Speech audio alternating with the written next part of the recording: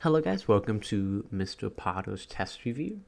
We're just going to cover what we talked about the past 2 weeks ago for the test tomorrow. So, first thing we are going to talk about is, we started talking about after Reconstruction, we are moving to the frontier. What is the frontier? If you don't remember, the frontier is that area where really Americans haven't settled yet. Okay. So, hold on, let me finish my Texas. Not the best Texas in the world, but I think you guys get it.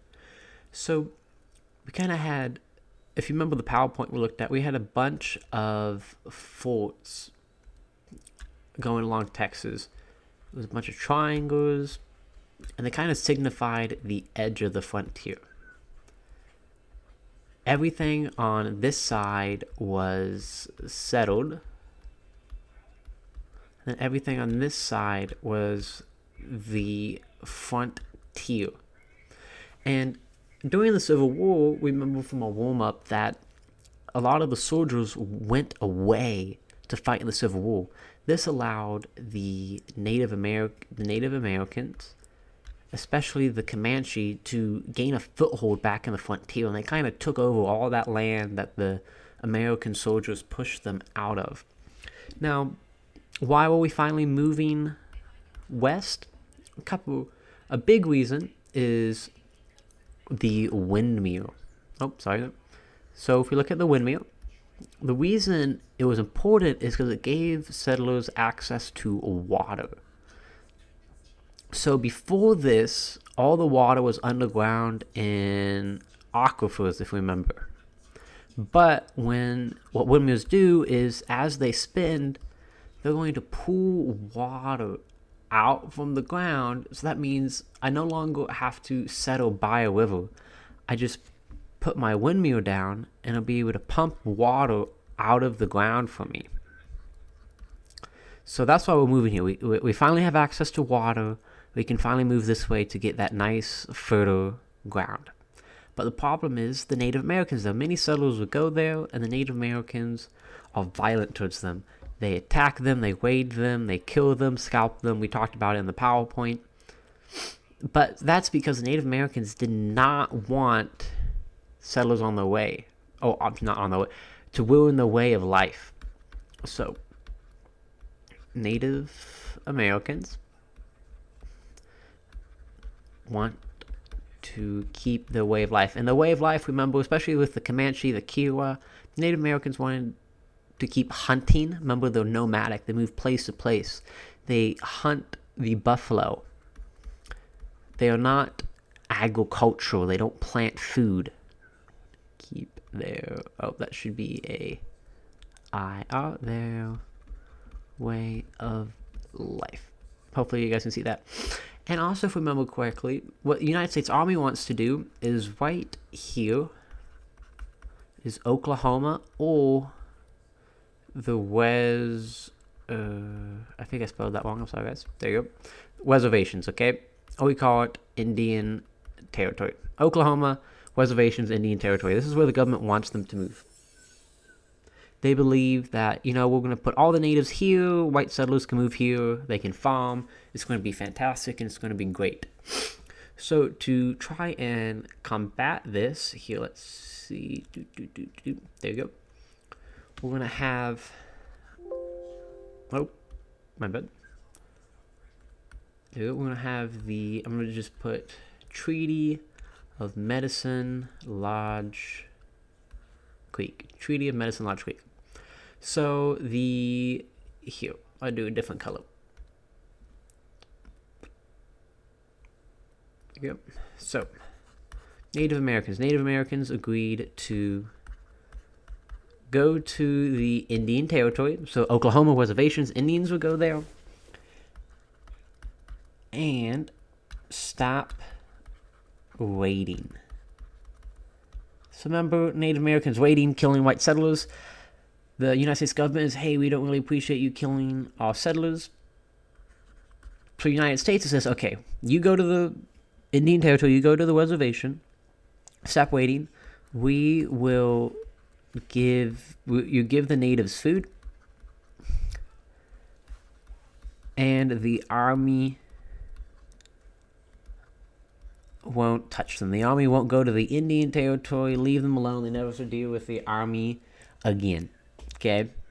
Now, we find out very quickly, United States government, they don't really give good food. There's corrupt agents. Native Americans says, you know what, this sucks. I don't want to give up my way of life. They're going to go leave the reservations, and they're going to start raiding again. So really, the Treaty of Medicine Lodge Creek fails. Let me make sure I'm reviewing everything. Okay.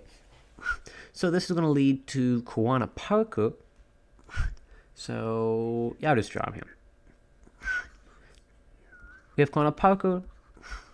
I like to draw him like this. Remember, he has long hair. He's a guy. He has long hair. He's the last chief of the Comanche. Here, we're just little feathers. He's chief. He is the chief of the Comanche. We'll put last chief. So Quanah Parker, what was special about him, hopefully you remember, so his mother was kidnapped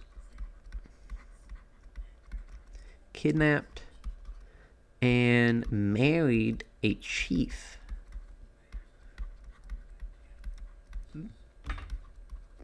But she was white. So Quanah Parker's mom, Cynthia Ann Parker, was a white woman who was kidnapped and married a chief they gave birth to Quanah Parker. So Quanah Parker is half Anglo, half Native American.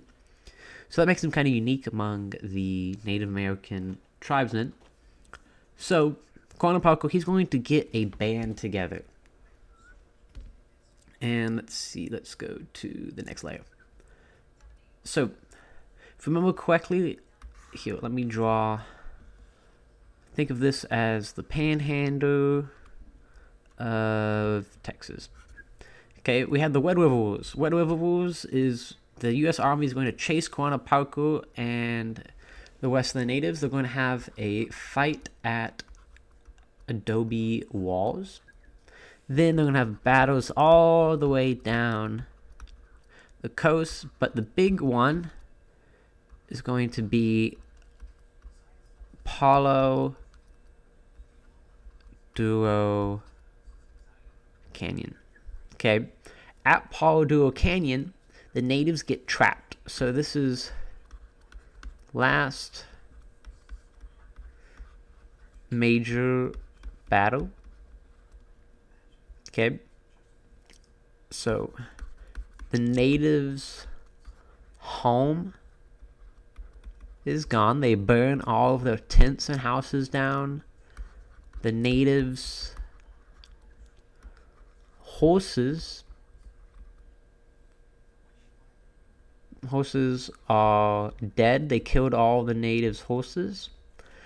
And remember, during the same time, the United States Army is going to allow the hunting of buffalo.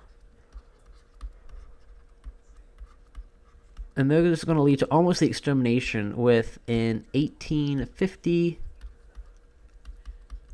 30 million buffalo. In 1900, there was going to be 365. So remember, they're killing about 20,000 buffalo a week. They sell the hides, and they believe if they kill the buffalo, they kill the Native American, because the buffalo was everything to the Native American, okay? So they kill the buffalo, they'll kill the Native American. Native American's home is gone. Their horses are gone. Their food is gone. Everything to make their house is gone. Everything to make their tools is gone. This is going to force the natives to go onto that reservation, okay? Okay, let's go to the next one. There you go. Okay. So, then we had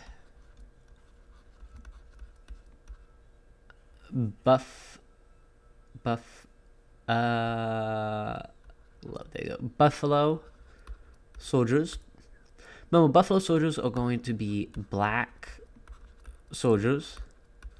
They're freedmen, they're freed slaves. They joined the army. They were able to get a decent wage, $13 an hour. They get housing, food. But when fighting the Native Americans thought so highly of their fighting. So, Native Americans thought highly of their fighting, which led the natives to give them a nickname.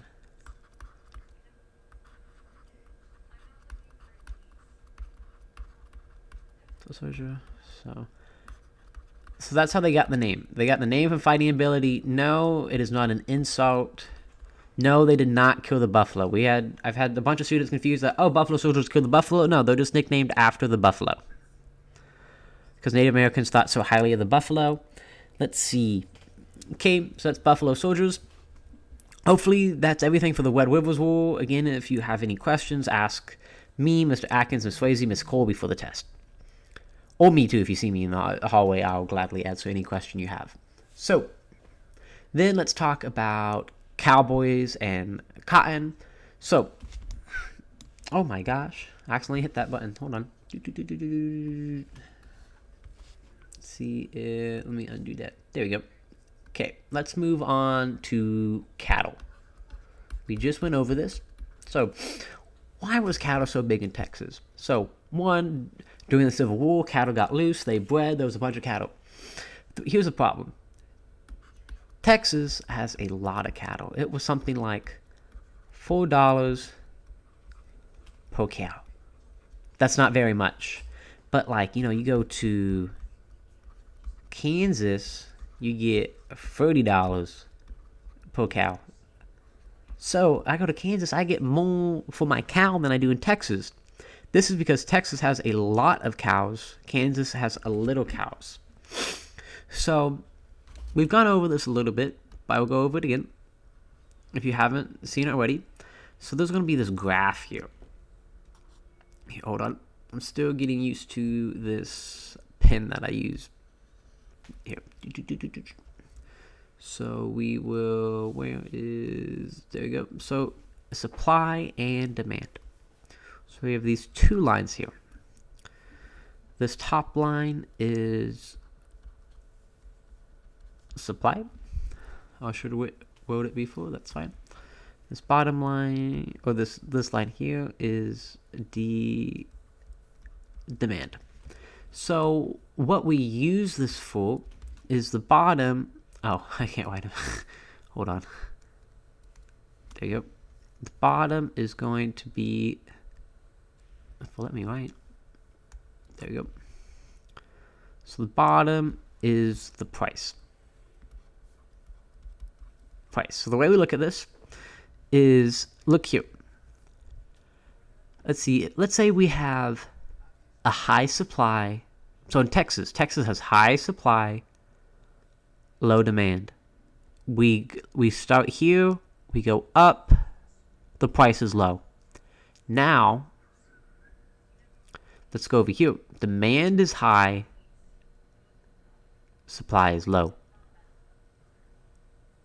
The price is going to be higher. Because let's say this is $1. Oh, here, I'll do it down here. $1, $5, $10, $15, $20, $30. You guys get it. So, Texas, high supply, low demand, price is low. Demand high, low supply in Kansas, price is higher. Supply and demand, okay? So, let's see, make sure I got that covered. And the people who are going to move these cattle are going to be the cowboys. Now, cowboys' life really sucked, okay? I mean, they got low pay. They had to move cattle. It was terrible conditions. They worked really long hours. The food wasn't good. Life of a cowboy, life sucked. That's all you need to know. Life sucked or / was hard. Now, what's going to happen is eventually there's going to be this new invention that's going to, change the word. It is going to be barbed wire. So barbed wire is a thin piece of metal that has a bunch of pointy ends on it. And what happens is they're going to be able to put this barbed wire on the fences and keep cattle out. And it's really cheap. So what's going to happen is let me see. Let me get my eraser real quick. Actually, I'll just make a new layer. Hold on. A new layer.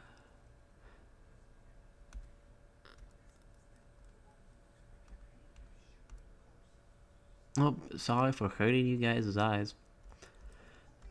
So what you need to understand is the open range is big. So let's see. Open range. So imagine this is the open range. Big square, it's open. Our lovely cows can go wherever they want. Open range. What's going to happen is our range is going to become closed. As, again, we have our square. What's going to happen is showing you in the red is, let's say Steve is a farmer here. He's going to barbed wire his fence. John is going to barbed wire his fence. Billy's going to do his farm. Then Joe, Sarah, Lexus, I don't know. Trying to think of names here. Knox, Natalia, all these other farmers, they're going to start making their own barbed wire fences and closing the range. Now looks at the problem. Now I try to get my cow. Oh, let's see if my cow can move around. We'll put him right here.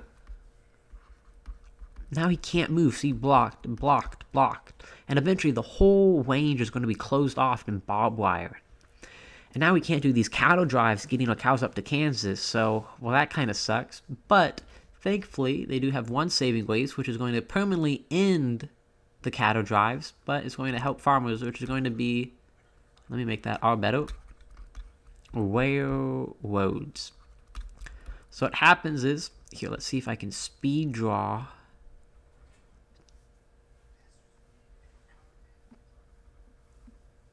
Ooh, actually, that was a really good Texas. I'm proud of that one. Okay, Oklahoma, Kansas, Louisiana,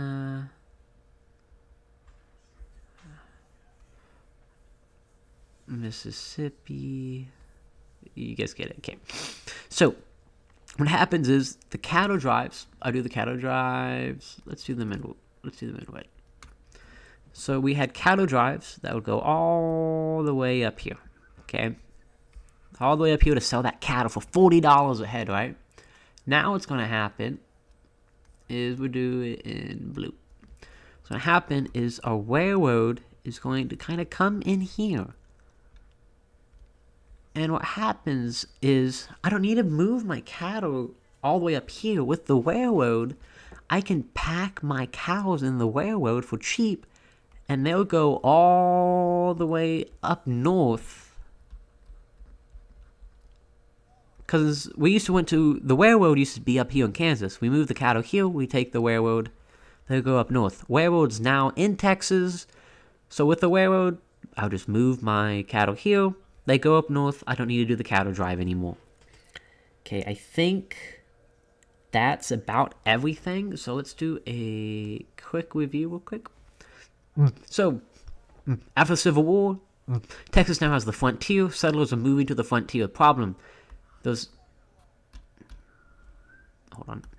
Native Americans want to kill the white settlers, keep their land, they want to keep their way of life, but the windmills here, settlers can get water. Settlers can get water, we really want to do this now. Now, Treaty Medicine Lodge Creek, Native Americans will go to the reservation, stop waiting, the United States will give them food, and the Army won't touch them. This fails. Quanah Parker is the last chief. His mother was a white woman who was kidnapped. He unites some of the natives, so they lead a revolt, the Red River Wars. They fight at Adobe Walls. They go to Paladura Canyon. At Paladura Canyon, the natives' home is gone. Their horses are dead. The United States has killed all the buffalo. They're forced to go to the reservation. We had during the Red River Wars, we had Buffalo Soldiers. These are black soldiers who Native Americans thought so highly of, they gave them the name of Buffalo Soldiers. Texas has a bunch of cattle. It's due to supply and demand, high supply, low demand. Texas's cattle is not worth much, but in the north, demand is high, supply is low, cattle's worth more. So cowboys are going to take these cattle herds, they're going to bring them up north to like Kansas to get more money. But problem, barbed wire comes out and closes the open range. Is now closed. You can't really get cattle through it. And also the railroad is going to come to Texas, so it's cheaper to just move our cattle to the railroad to go up north for cheaper. Again, if you have any questions, please don't hesitate to reach out to Mr. Atkins, Ms. Swayze, Ms. Cole, or me, Mr. Potter, if you have any questions before the test. Good luck. Hopefully this test will be easy for you guys. There's not too much information on it. And have a good night, guys.